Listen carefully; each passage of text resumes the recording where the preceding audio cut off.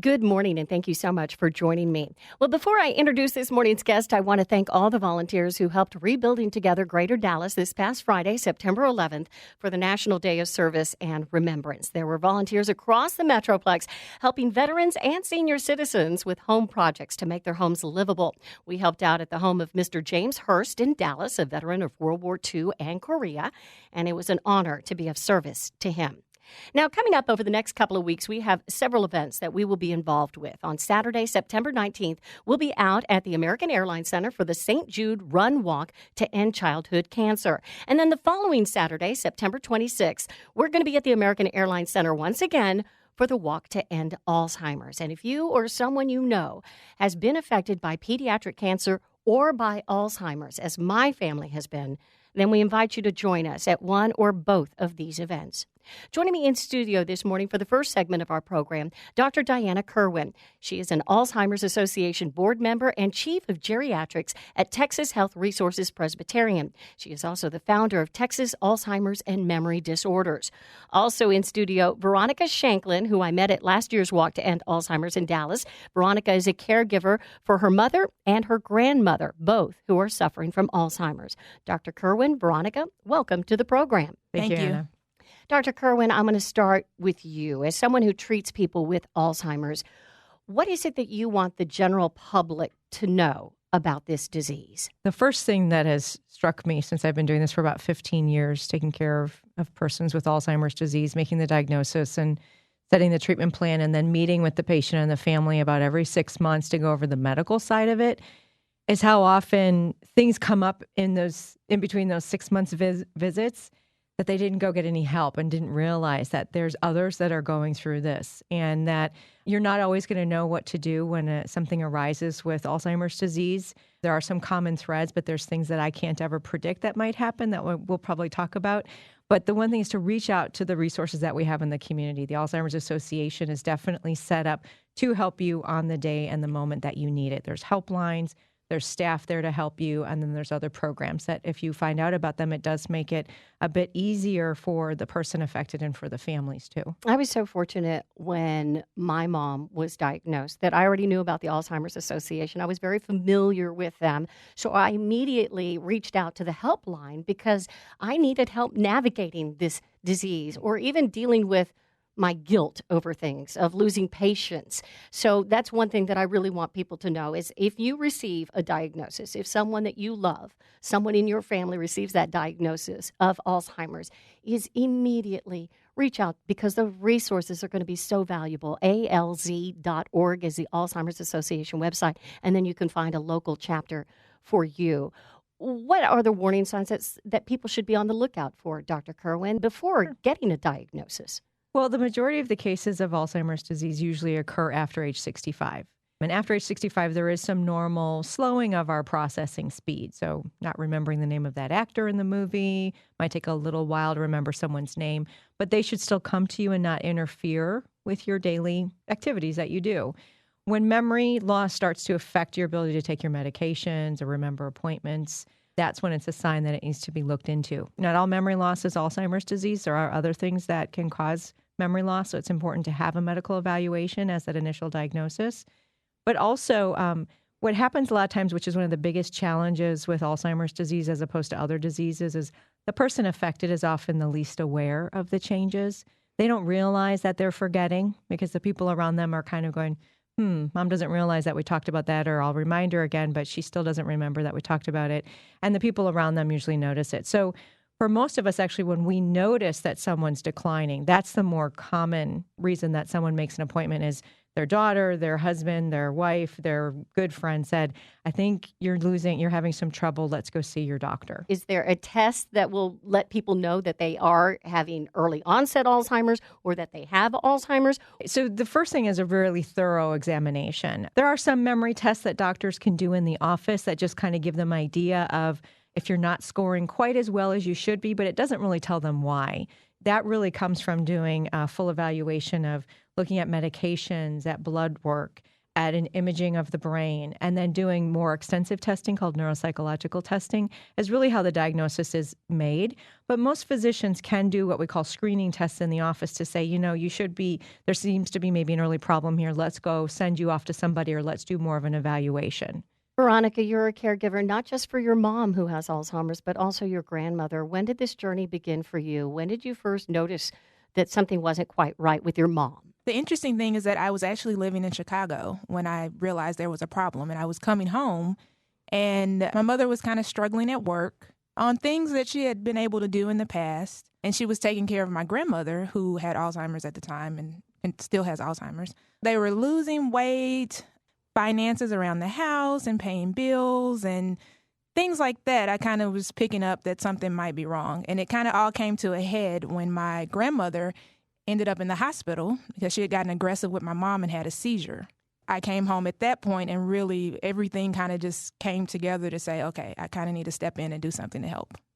And you left Chicago. You just started a new chapter in your life by coming here to be a caregiver. Absolutely, absolutely. And I mean, I'm originally from Dallas, so it was coming home, but it's definitely a lifestyle change. I was a marketing executive in Chicago. I was single, kind of doing my own thing. And now I'm here and I have 2 people that I'm taking care of. So it's a very different lifestyle, but we're making it work.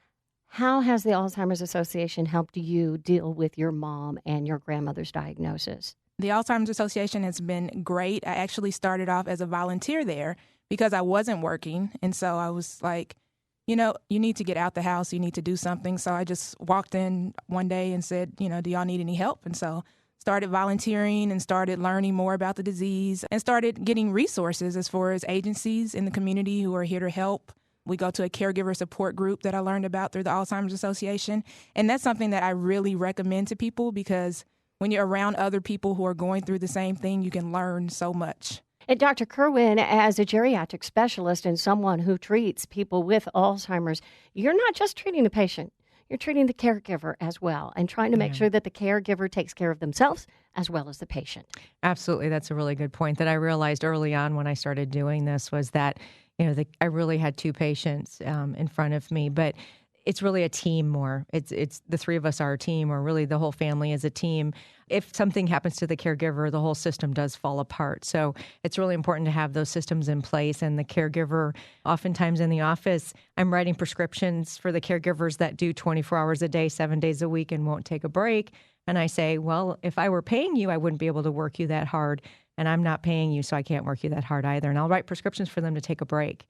4 hours a week, 8 hours a week to go off, get someone just to stay with their loved one so they can go do something and just relax and rejuvenate. And the Alzheimer's Association can help with that because if you reach out to the Alzheimer's Association, they have respite care for the caregivers so that someone can come in for 4 hours a day or something like that during the week so that you can get away and kind of walk it off, as I like to say. Mm-hmm. Absolutely. What have been the challenges for you as a caregiver? Let's see, where do I start? I think the biggest challenge is you're thrown into caregiving and you know nothing about it. I mean, I don't have any kids. I've never taken care of anyone but myself. So not only are you taking care of someone, but you're taking care of someone with cognitive challenges and how to deal with those and figuring out the best way to communicate. You're also an advocate for that person from a medical standpoint and going to the doctor with them and talking to their doctors. My mother, her first neurologist, I wasn't really satisfied with the treatment that we were getting. And so I had to start the process of researching other doctors. And a lot of people don't realize you don't have to stay with the same doctor. If you don't like your doctor, start looking for another one. I know so much about medication now that I did not know before, from all types of neurological medicine and just pain medicine and things that I didn't know before. I'm learning a lot. I'm soaking it all up. And I'm really passionate about helping others to learn as well and sharing that information with others. When you become a caregiver, you become an expert on whatever disease that they have been diagnosed with. And you mentioned dealing with the challenges of somebody with cognitive difficulties. And when dealing with someone with Alzheimer's, you can lose your patience. But that's okay because we're only human. But through the Alzheimer's Association and reaching out, by the way, they have this helpline that during my mom's illness, the 24/7 helpline was so beneficial to me just to cry on the line with somebody. 1-800-272-3900. That's 1-800-272-3900, providing information and support to anyone who needs assistance, but also going to the website and checking out the Caregiver Center with tips on dealing with someone with Alzheimer's or dementia. What advice do you have for someone who is dealing with somebody with Alzheimer's who has temper issues or who can be aggressive? Dr. Kerwin? Sure. That is really challenging. Yeah, my mom bit me and pulled my hair. Oh, and it's so hard to not take it personally. And you have to realize that it's the disease and not that person that's doing that. And the disease is really taking control of them. I think you brought up earlier about the redirect as much as you can. But with the aggression, agitation, oftentimes that is something that medically we have to step in on just for safety reasons and for quality of life. Oftentimes, I have had some patients with Alzheimer's that when they get agitated and aggressive, they remember it. They get very upset that they were like that or that it happened. Sometimes they're not aware of it. But either way, there are medications that we can use that can help to sort of calm down that edge and that agitation that happens. It's very frustrating to not remember. It's very frustrating to look at this person that's trying to help you, or you don't really know what they're trying to do, and you just get angry with them because you don't really quite know what's going on. So it's a very big challenge. This is really an important part to get more help and assistance from people. This is where having more than one person taking care of them can be helpful because you can often step back, make sure that you're rested and rejuvenated so that when they do get agitated, you can either step away or you can help them de-escalate and really kind of redirect and get a little bit more calmed down. That was the best advice that I ever received, was the redirect. Because with my mom, she could get so agitated because she wanted to go home to Monterrey, Mexico. And here she was in Dallas with me. And she was like, I need to go home. And I would redirect her and I would tell her, oh, well, we called my grandmother, who had passed away already, but we called her and she was at the supermarket, but we're going to see her tomorrow. And that seemed to calm her down. Or if she would get agitated about not being able to remember something, that I would start singing a song that she really loved. And then she'd start singing a song with me.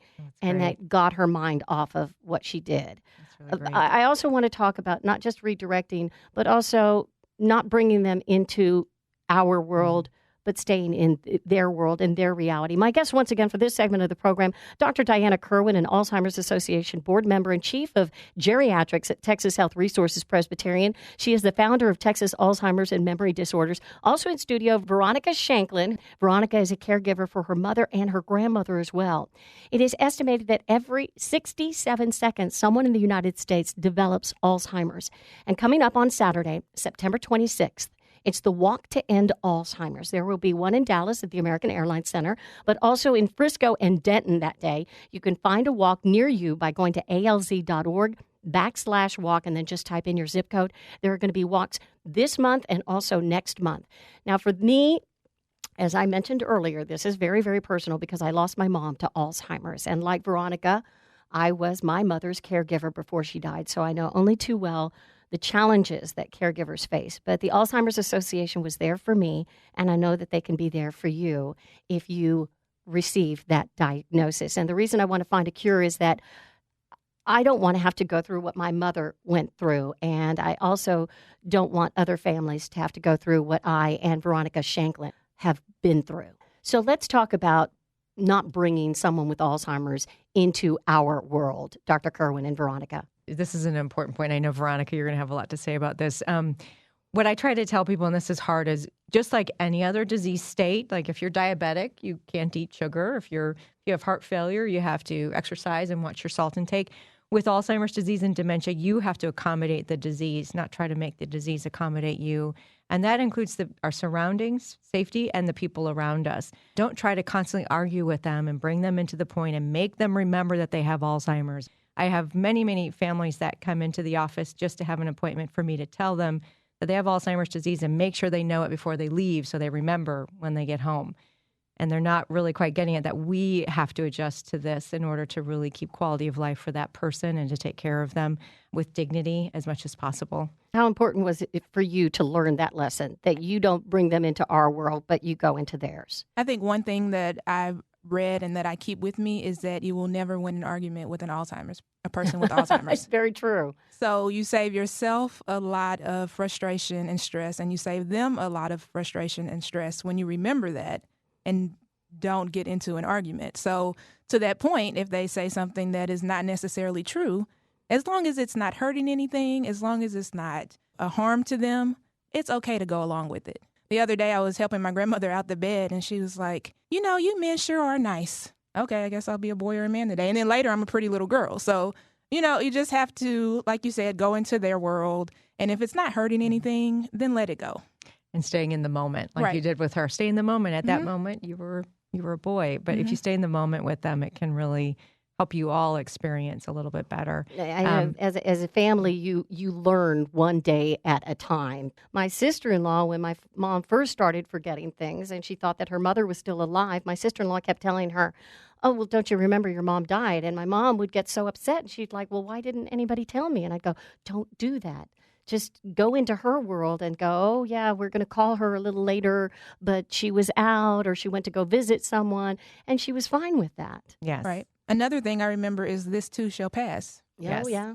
No day will ever be the same. So maybe you had a bad day today, hey, let's try it again tomorrow. And I think kind of keeping that positive attitude helps everyone involved. Let's talk about the upcoming Walk to End Alzheimer's, because this is so important for research. And also, I call it the largest support group in North Texas. So the walk is coming up Saturday, September 26th. There's going to be walks in Dallas, Frisco, and also Denton. You can find out more at alz.org/walk.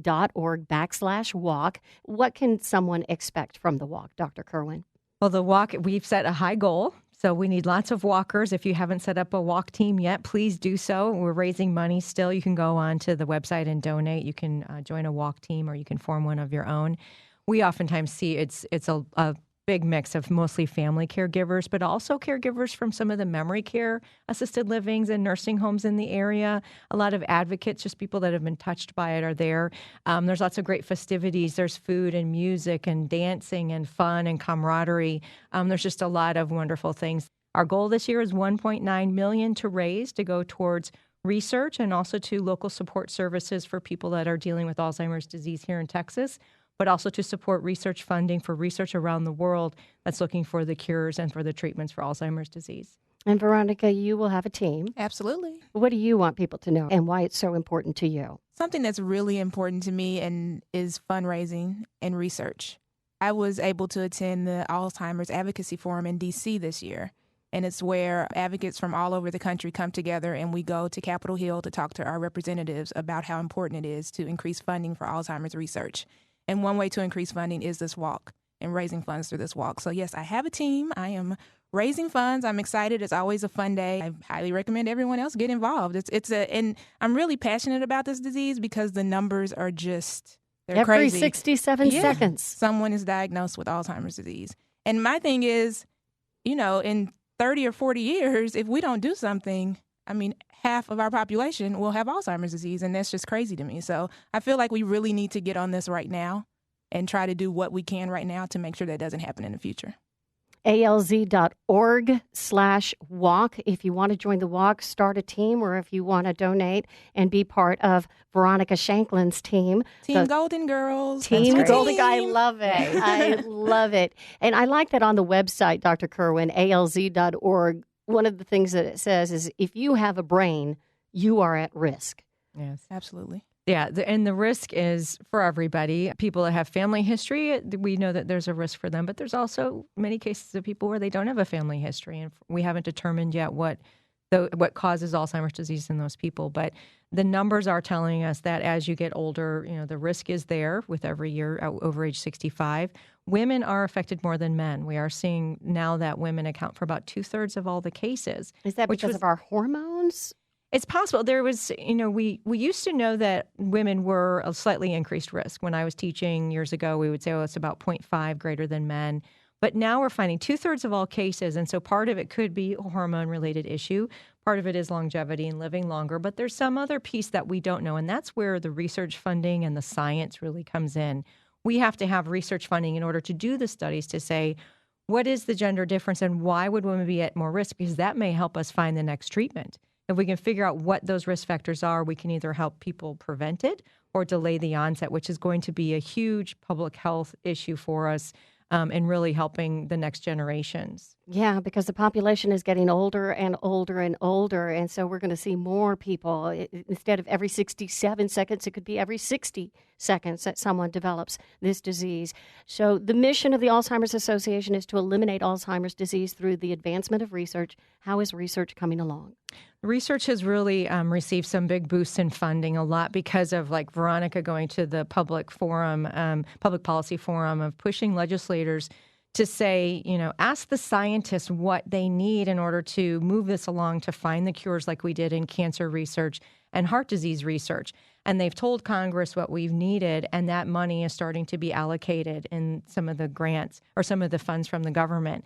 That is really important. We need to double to triple the budget right now in research for Alzheimer's disease to really push it along.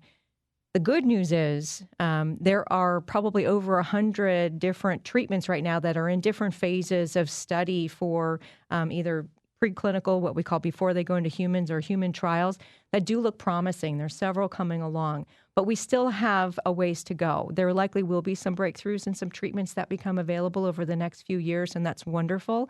But we probably will need a bit more, maybe another 10 to 20 years of really pushing this along with lots of research funding for us to really get to where this disease is contained. It's early prevention, early diagnosis, and then control so that people don't lose their memories.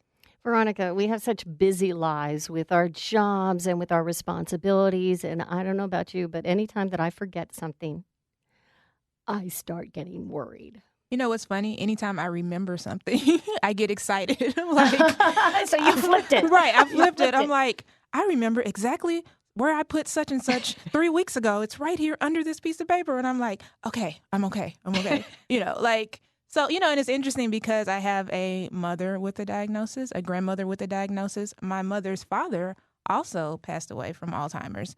And people ask, are you afraid that you're going to get it? And I tell them, I can't really live my life like that. No. I kind of live for the moment and live for today and make sure that if I do get it, whatever time I had before that, I did my best to live the best life that I could. So I kind of try to stay positive on that note. It's a possibility, but it's also a possibility that that person walking down the street might get it, Yeah. And that's why research is so important, so we can figure out who might get it, who might not, how to keep them from getting it, and all those things. So nobody knows. I don't know. It's not, and I can't walk around living my life worried about that. Dr. Kerwin, I find like here at work, I have to have a list of things that I need to get done during the day, and I do it at home as well. Should I be concerned? I mean, I do have the family history, but I find that there are so many things and so many distractions with working with a computer and somebody coming into the office and saying, hey, I need you to do this. And then I redirect my attention to that, and then I forget what I was doing before. Should I be concerned? Well, I mean, it would be normal. It's absolutely normal to be concerned, especially when it's in your family. But one of the things that we've been trying to get information out to the public through the Your Brain Matters program, which is one of the new initiatives with Alzheimer's Association, is what can you do to take care of your brain? Like, we all think about our heart health and exercise and things, but what can we do to help our brain? And oftentimes it is a lot of the same things that we tell people, which is exercise and eat right, staying organized, relaxation, meditation. But there are things that you can do that even if there's a risk, even if you may develop it in 20 years or what have you, we do know the research is showing us that if you start to take care of your brain now, you can likely start pushing that needle out so that the memory loss may not occur as at young of an age. So you can start to push it yourself. And that's what we're trying to get more research on and more information to individuals is take care of your brain. You could maybe delay its onset by a few years if you do that. I don't like doing Sudoku or whatever it's called, or crossword. How can I exercise my brain? So you don't have to do crossword puzzles. You do an activity that's challenging mentally, but that you really enjoy. For people that are musical, we tell them definitely learn a new piece of music or do more music. Music for anybody actually is a really good cognitive exercise. Socialization, going out to a new group and meeting people is a very good way to exercise your brain. Make sure you remember everyone's name as you meet them and repeat it. Just kind of do those things that is a mental exercise, and it works just as well as a crossword puzzle. We know that people that stay more socially engaged have less of a risk, and it's probably because they do keep their neurons connected just by having that constant interaction, language, and basically emotional connection with people.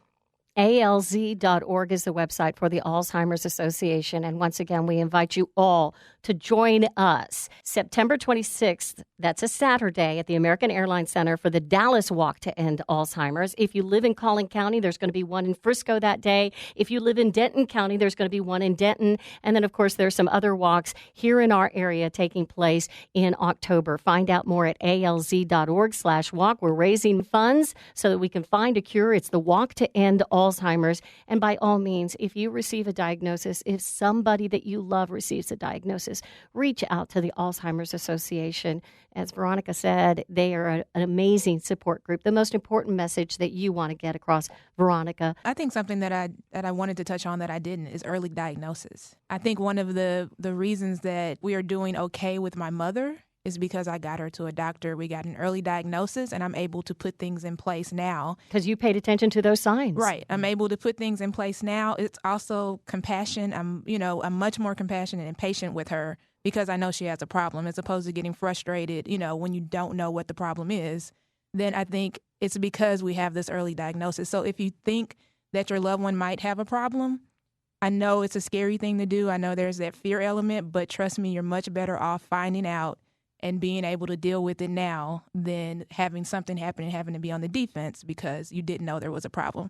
So that's something that I really want to encourage people to do, to go to your doctor to find out if there is a problem. And it could be something else. Don't ignore it. Yeah. Right. Don't ignore it. It could be something else. It could be not even Alzheimer's or dementia. It could be something else. Yeah, medications that they're on or something else. All types of things. So, Dr. Kerwin, the most important message you want to get across? I want to echo what Veronica said, is really do bring your concerns, talk to your doctor about it. Not all physicians feel comfortable doing memory evaluations or making the diagnosis. It's a tough diagnosis to make and a tough diagnosis to give, but it is important for people to know what is affecting their memory.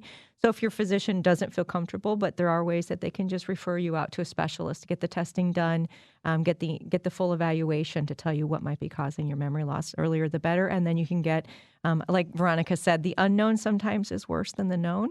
Although I still, it's difficult to, when I give people the diagnosis, at least we know what we're dealing with now, and we know what we can talk about, and we can focus our energies on what to do to help that person. And the steps to take. And also know that you're not alone, that you don't have to walk this journey by yourself, that there are organizations, the Alzheimer's Association, and there are people going through the same thing that can definitely help you. Absolutely. Dr. Kerwin and Veronica, thank you both so much. Thank you, Anna. Before we wrap up this morning, Lara Collazo with St. Jude Children's Research Hospital joins me to talk about the upcoming St. Jude Walk Run to End Childhood Cancer. September is Pediatric Cancer Awareness Month. So not only does this event, which is coming up Saturday, September 19th, raise awareness about pediatric cancers, but it also raises funds for St. Jude Children's Research Hospital. Lara, thank you so much for joining me this morning. Thank you for having me. So the Walk Run to End Childhood Cancer is coming up Saturday, September 19th, as I mentioned. Tell me about the event. Where is it going to be held? Who can participate? What's going on? Well, thank you. This is an amazing event that we're bringing to Dallas. It is going to be at the American Airlines Center in AT&T Plaza. That's where all of the main events will happen. And then the walk run will start there, and then it'll go through the Design District, which will be great. It's very scenic and colorful, which is wonderful. We invite parents, families, communities, organizations, companies to get involved, form a team, get people to walk and raise money for the hospital. It's very important. We'll have great activities for kids of all ages that day. So how does the money raised help children here in the DFW area? So the money raised supports the families that are sent to St. Jude. No family ever receives a bill from St. Jude for treatment, travel, housing, or food. And that's when a family gets sent from anywhere in the world, not just the DFW area. But here in the DFW area, because St. Jude Children's Research Hospital freely shares all of our research and findings, that means all of the local hospitals benefit from all of the research and treatments that are created at St. Jude in Memphis, Tennessee. And because of that, not all children have to go to Memphis, Tennessee for treatment at St. Jude Hospital. Typically, when a family receives the devastating news that their child has cancer, the doctors will then consult and figure out what the best treatment plan is. Sometimes that best treatment is to actually send the child to St. Jude Children's Research Hospital because they're doing a study there where the child can actually fit into what's going on for research. If what they've been diagnosed with, there's already a treatment plan in place, they'll be able to access treatment plans created at St. Jude Children's Research Hospital to use locally in their local hospitals. And then if there are any issues that the doctors run into, they'll be able to consult back with the doctors at St. Jude in Memphis, Tennessee, to figure out a better course of treatment for that child being treated locally. And the fact that by going to St. Jude and the money that you guys raise at events like the upcoming Walk Run to End Childhood Cancer, those families don't have to worry about the finances. That can be put on the back burner. All they have to worry about is their child. Correct. Any child being sent to the hospital never has to worry about receiving a bill. Is there a child advocate on hand, someone that can help them navigate the system once they get to the hospital in Memphis? Yes. Once they step foot on the campus in Memphis, Tennessee, they will actually be taken through the process. From the minute they step out of the taxi or the transport that has been prearranged, they are welcomed with open arms, given a hug, and that child receives their treatment within 24 hours of arriving there, if not sooner. Many families that get sent to St. Jude within 12 hours are already at the hospital getting their treatments, because we know we don't want another minute or hour to pass, because that means it could be the child's life. So many people know St. Jude Children's Research Hospital because of the commercials that feature Jennifer Aniston and, of course, the founder, Danny Thomas's daughter, Marlo Thomas. She continues his mission at St. Jude. But what do you want people here in North Texas to know about St. Jude Children's Research Hospital and what goes on there every day to help children? Marlo is amazing with what she does, and all of the celebrities that get involved and lend their name to the hospital are amazing advocates for us. But the one thing I would say about the hospital itself is that it's a place of hope. The minute you walk through the doors, it's happiness, and you see the kids laughing and their families having a good time. We don't want it to be doom and gloom. We want them to see you could still be a kid, though you're going through this tough time in your life. At the hospital, we have classrooms. They never miss prom. They never miss homecoming. We honor the siblings with Sibling Day. We make it as exciting as possible. Halloween, I want to go there because every department comes out and they have a theme, and they're out there with the kids with candy and healthy treats. And it's just a great place to be. Every time I get to go, you can't be sad there. And when you walk into your typical hospital, you don't want to go. But when you go to St. Jude Children's Research Hospital, you get excited because you know you're going to be seeing something amazing. Even though you know what those families are going through, you still feel that hope. Yes, you definitely do. And walking through the hallways, give them a high five. Ask them how they're doing. They love that. They love the interaction, because you have to realize that they're separated from their families.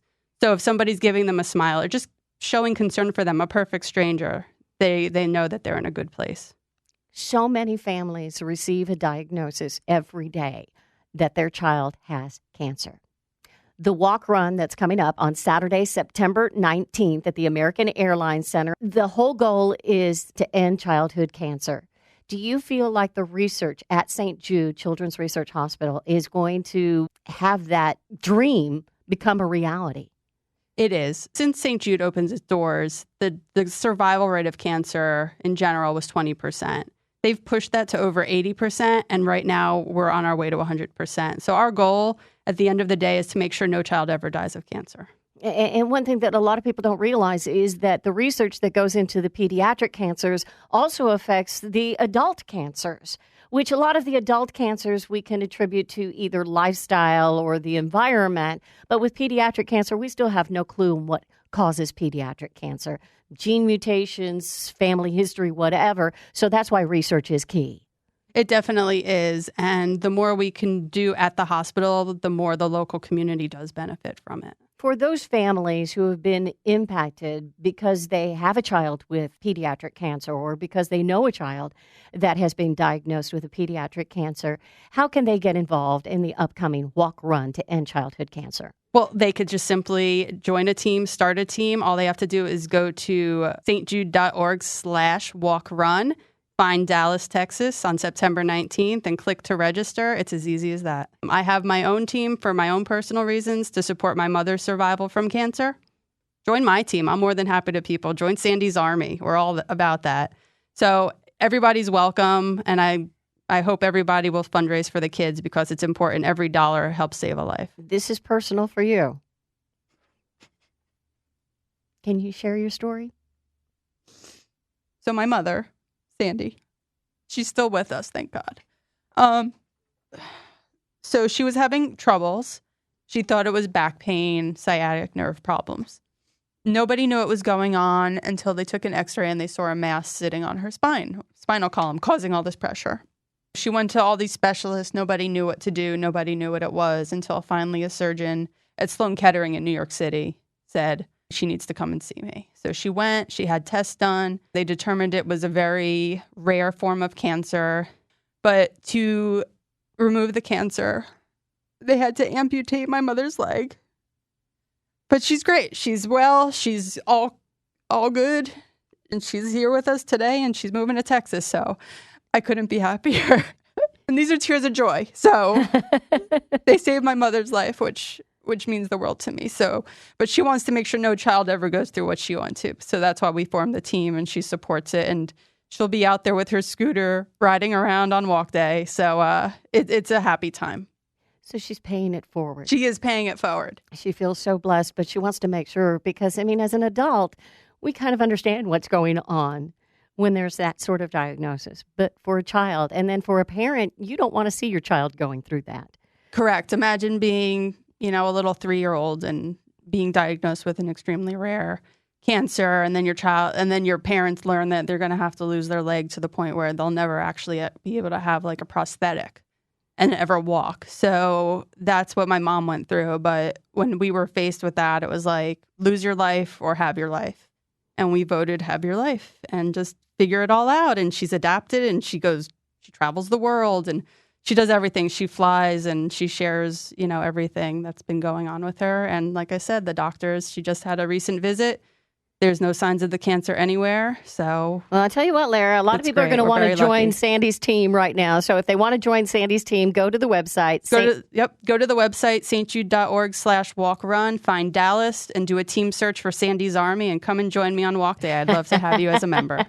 And I know your mom would love that as well, because the more funds we raise, the closer we get to winning that battle. It's the Walk Run to End Childhood Cancer, benefiting St. Jude Children's Research Hospital, and it's coming up Saturday, September 19th. Lara Colasso, thank you so much for sharing your mom's story and for sharing all this information about the upcoming Walk Run to End Childhood Cancer. Thank you, and we hope to see everybody there.